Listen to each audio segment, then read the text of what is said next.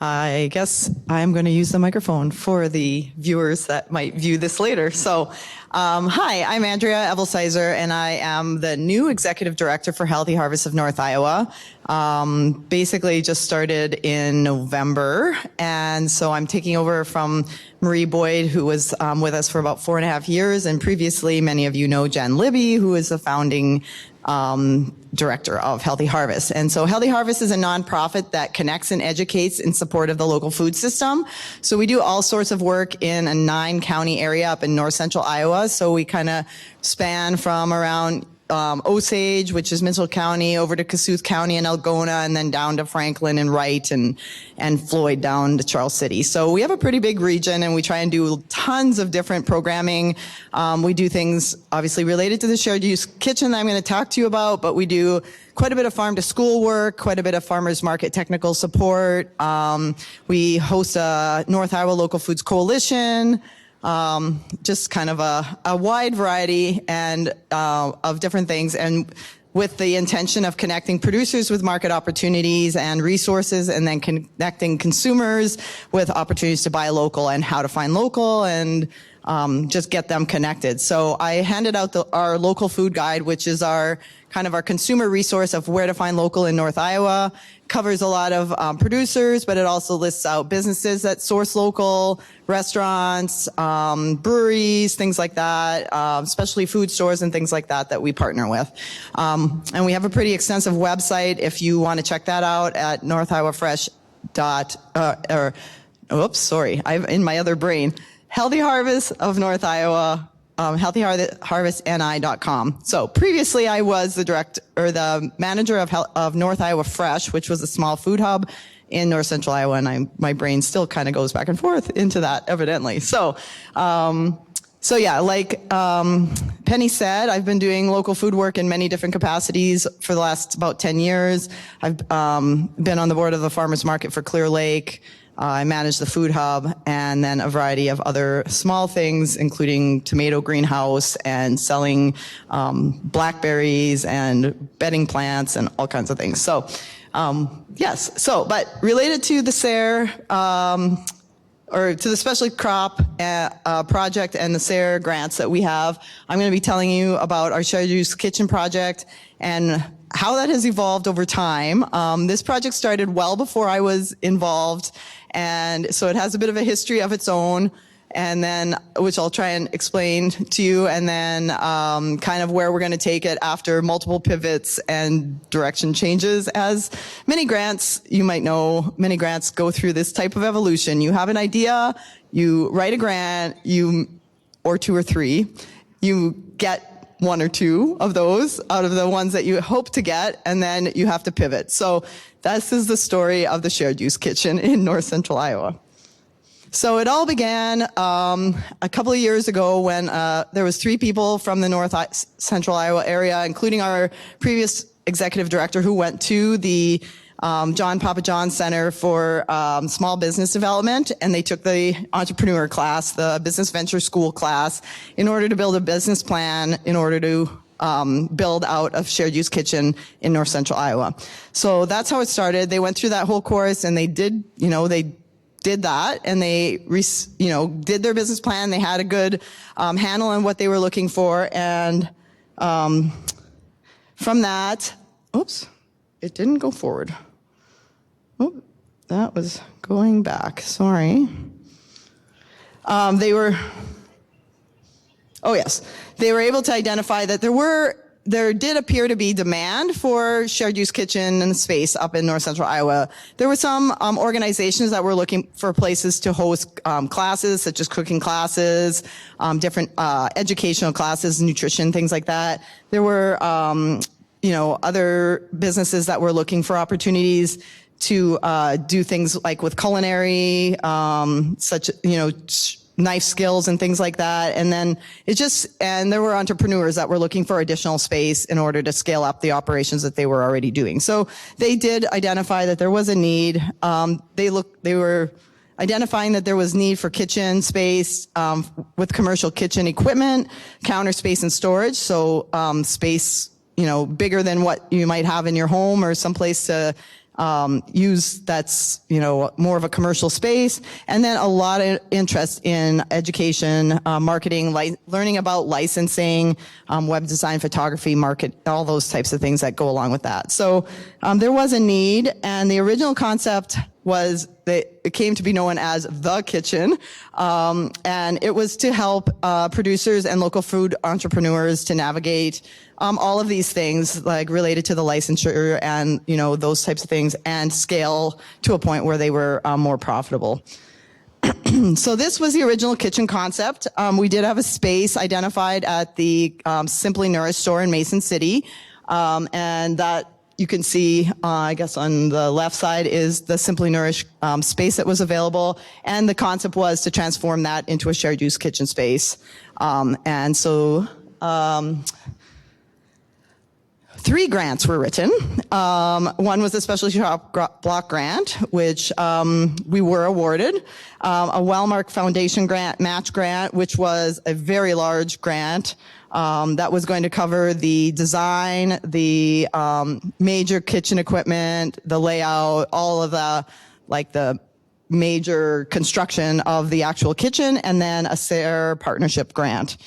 Unfortunately, the Wellmark grant did not get funded. So we did get funded for the Specialty Crop Block grant and the SARE grant, which are the 2 that we're working with right now. But unfortunately, because the Wellmark grant did not get funding, we were kind of in a pinch with like a majority of the project. So, of course, then you pivot. What is plan B? So obviously, we started to look into our partners and how we might proceed. And we went back to Simply Nourished and we said, okay, we didn't get the Wellmark grant. What should we do next? Do we, embark in a different type of fundraising effort?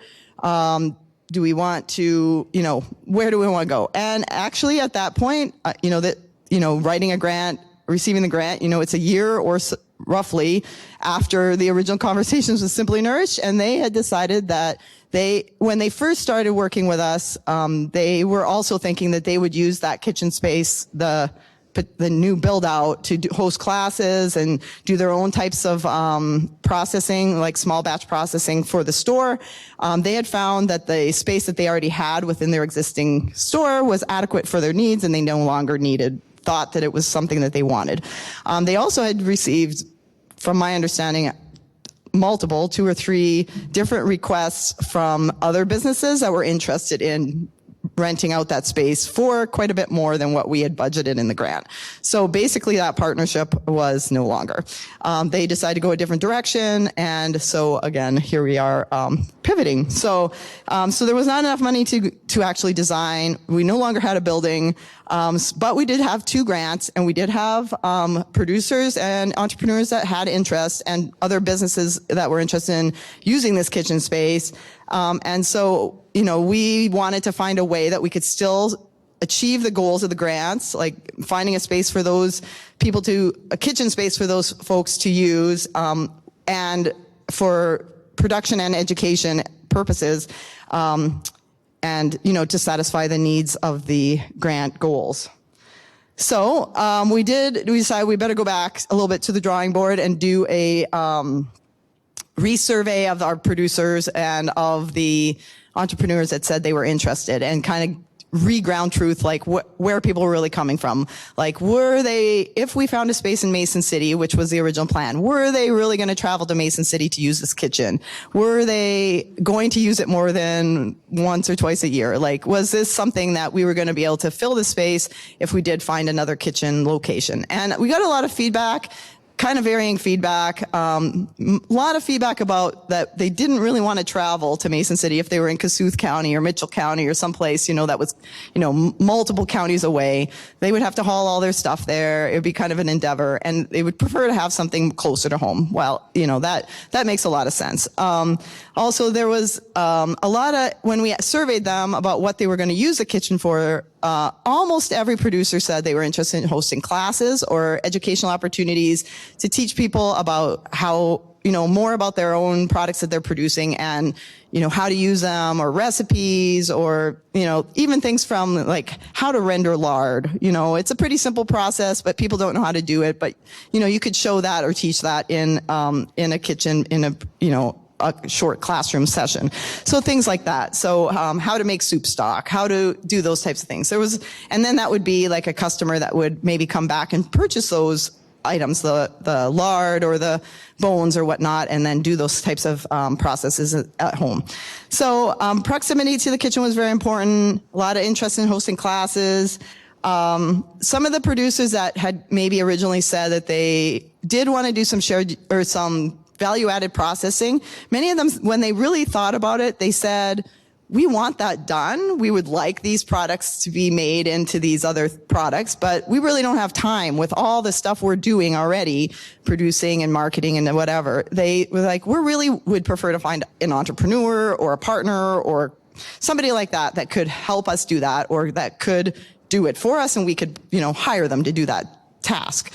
So it started to become like, I don't know, at least in our region, it seemed like having one centralized kitchen wasn't really the answer.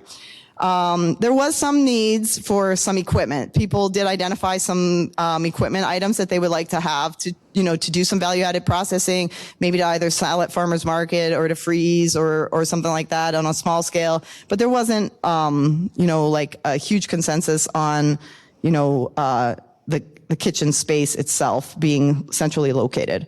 And so at the same time, we also started to develop a list of other kitchens that already exist in these communities. So it kind of became a thought that maybe there were kitchens already in these communities that we could help market those kitchens and or help those kitchens to have the right paperwork that was necessary in order to rent out a kitchen.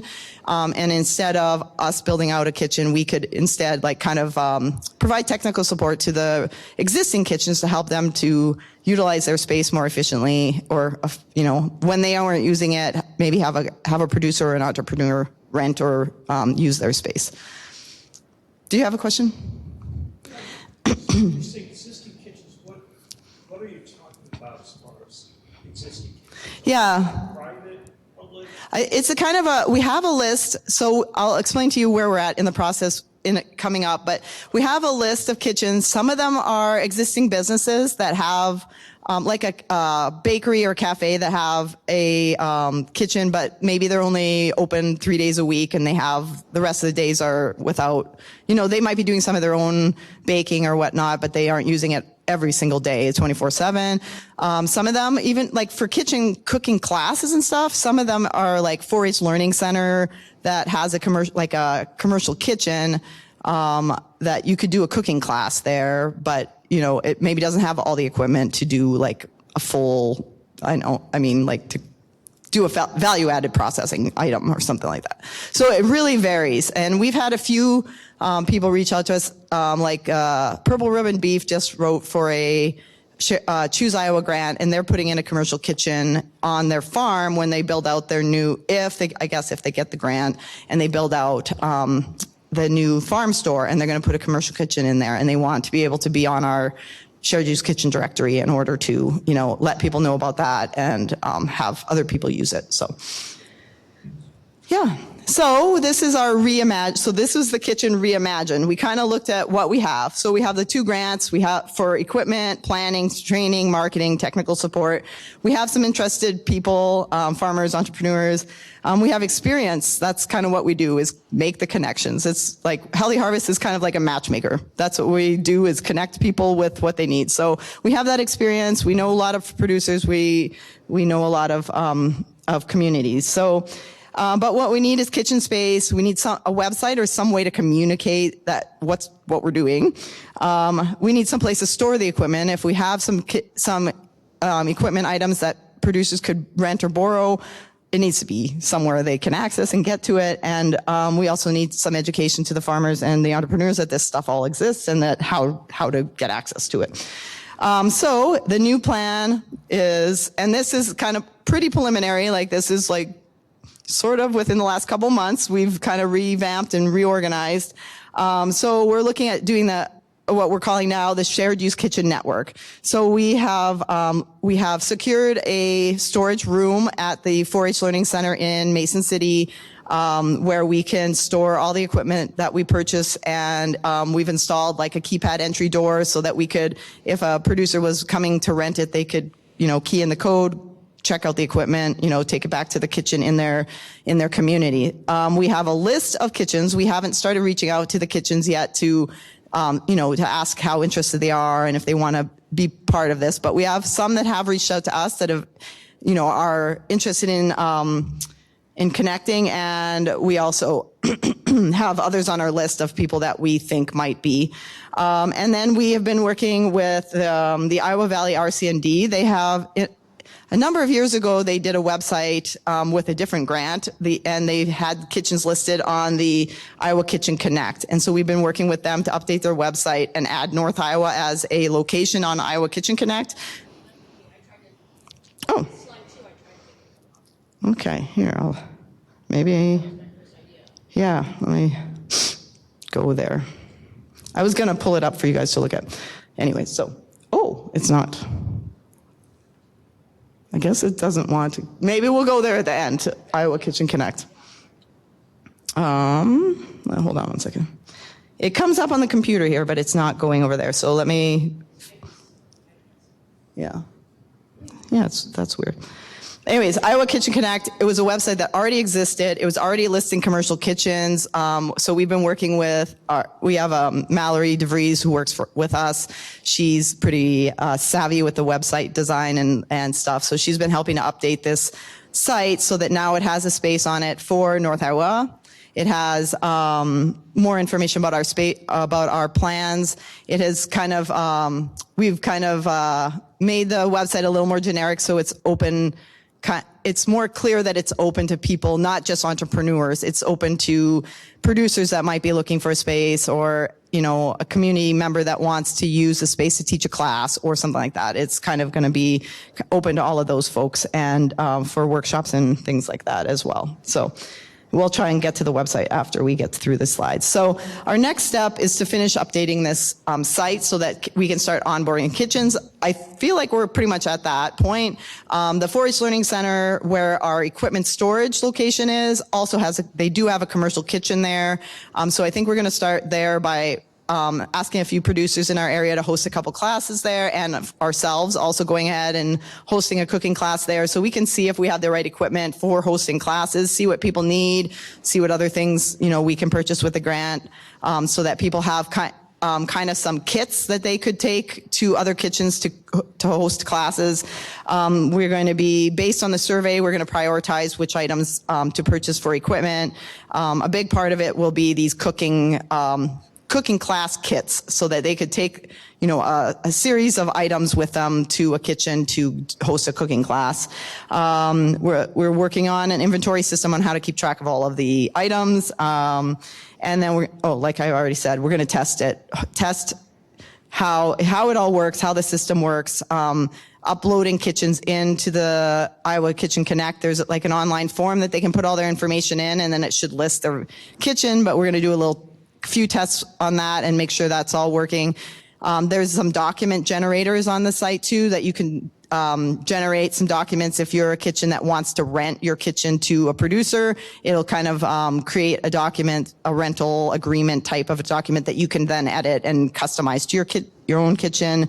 And then once we have, if it seems like everything's going well with the 4-H Learning Center site, we'll reach out to a few of these ones that we know have already kind of said they are interested in this, and have them pilot the process, and then do some promotion to kind of whichever kitchens want to be added, kind of go from there. So the big, ultimate goal is to have, maybe I have this in a slide coming up, I'll have to, see, but the ultimate goal is to have at least one kitchen per county, so that those producers could have a close by kitchen, and that the kitchen has the required documents and, enough knowledge to be able to rent the kitchen and have all, the right paperwork for whatever is being done in that kitchen. So we're going to be, marketing so that we can get that out, so that people know, so producers know that they can rent the kitchens and the equipment. This is a list of some of the partners and the resources that we have. Some of the kitchens that are already listed on Iowa Kitchen Connect. And so coming soon to a North Iowa area near you, we have the Shared Use Kitchen Network, which will hopefully by the end, hopefully by the end of this year, we'll have multiple kitchens onboarded and start being able to do some real production there and classes. So if I try to go to show you the Kitchen Connect website. Oh, there you go.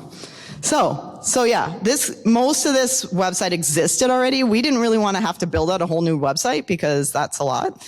And we already have a website. So rather than that, we wanted to partner with an existing project.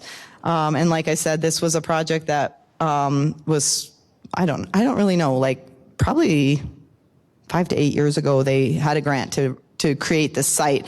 And there wasn't that many. If you go to the kitchen directory section here,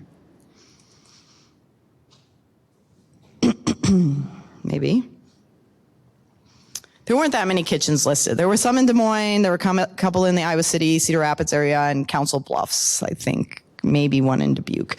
So it wasn't being overly utilized, and we thought, well, it makes sense for us to partner with them, increase the promotion and traffic for their site as well, update a lot of documents. There was the site had just not been like maintained over the last few years. So we went through, combed through, and fixed all the links and got that all up and running and added a site for North Iowa kitchens to be added. We've had one person reach out through the email already, although when I returned their email, I haven't heard back what they were really looking for. They didn't say where they were, so I'm trying to figure out if they were legitimate or what, but I don't know why. Now nothing's happening, but maybe I'll try and go back.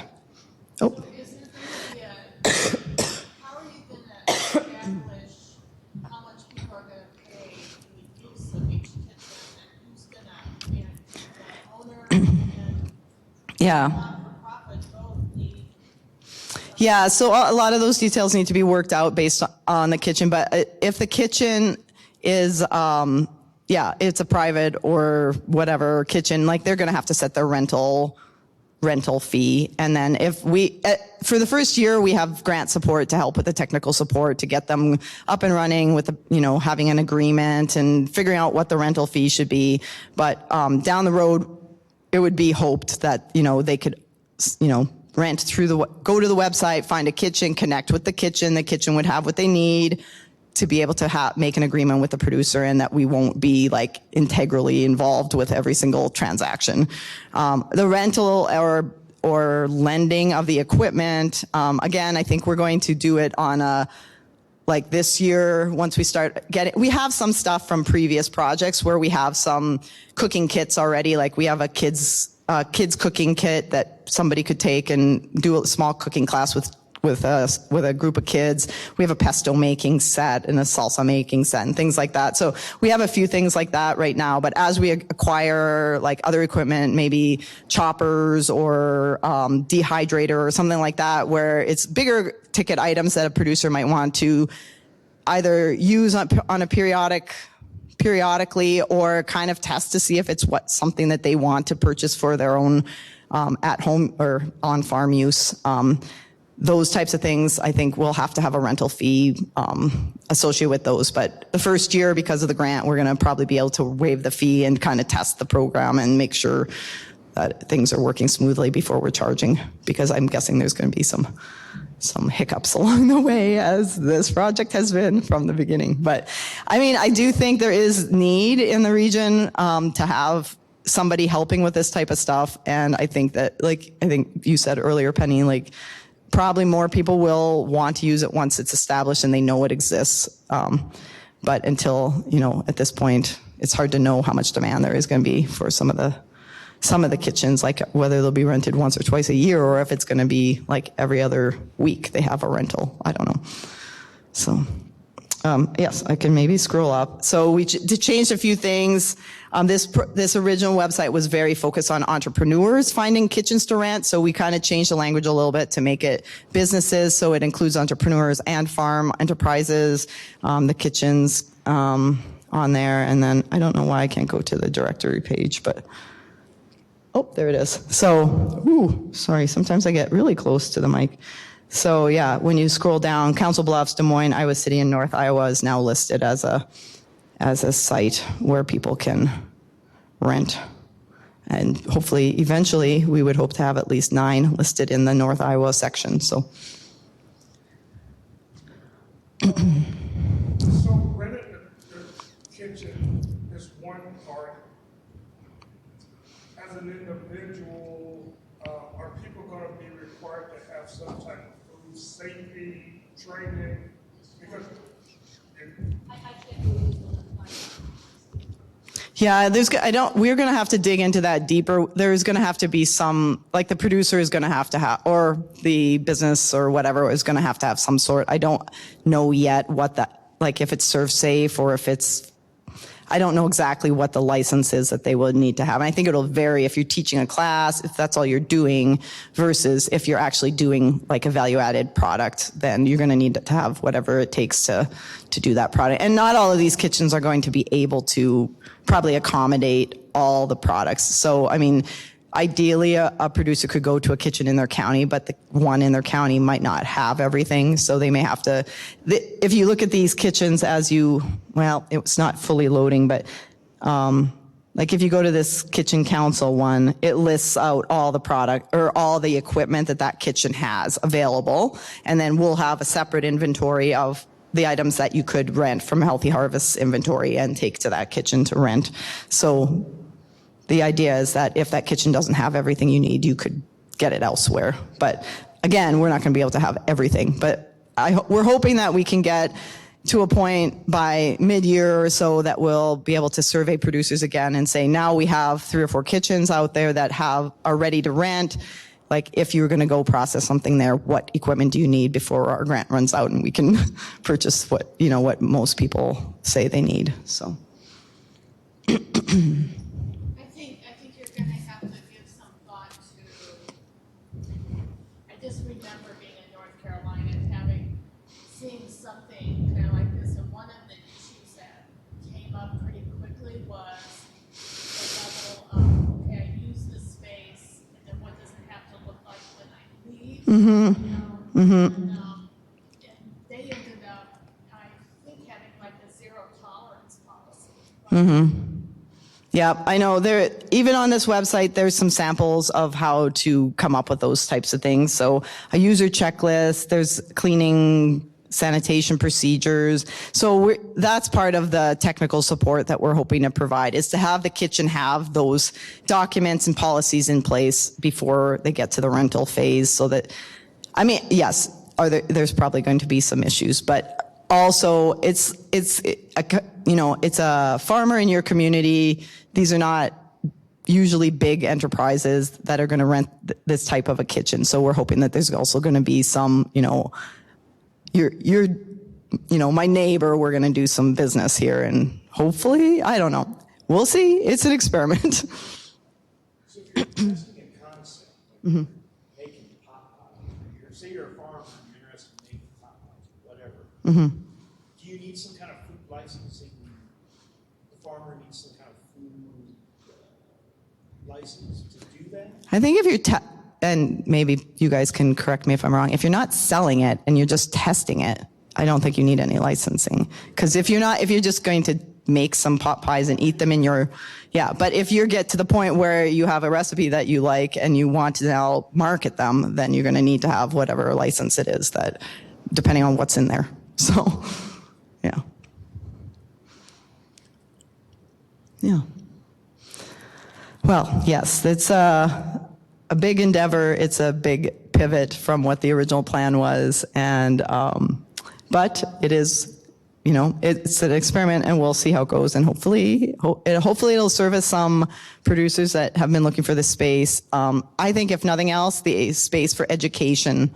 If it doesn't turn out to be a lot of value-added production because of logistics, I think the space for education, it was, when we did our survey, that was the one thing that came up in almost every producer we asked. That was a need, was some place to go to be able to put on a class or host a workshop.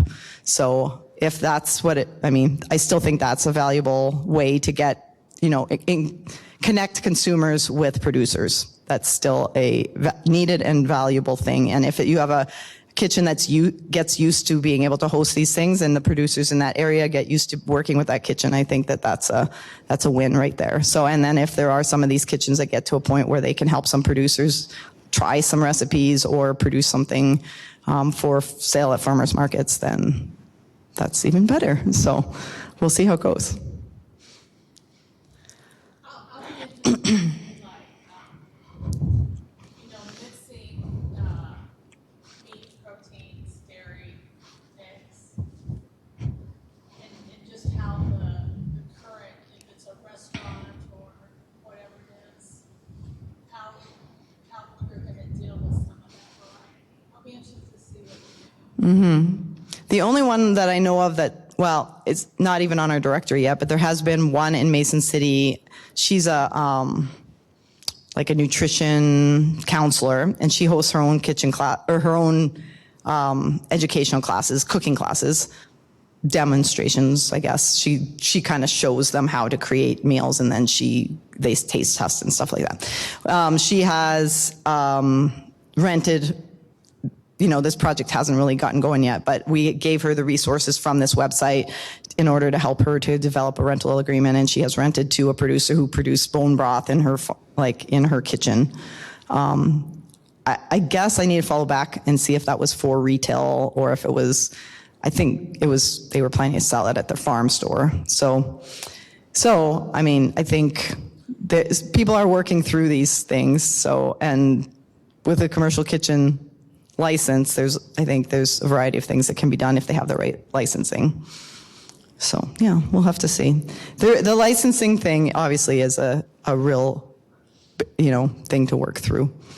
But we're early on in figuring that out, so.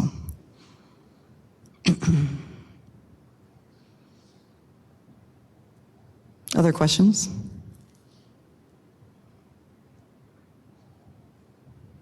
You look like you have a question. No. Okay. Thinking, yeah, I don't know. It's an interesting subject for sure. We've talked about it on our own farm. My wife is a teacher, so she likes the idea of being able to do something like this on our farm.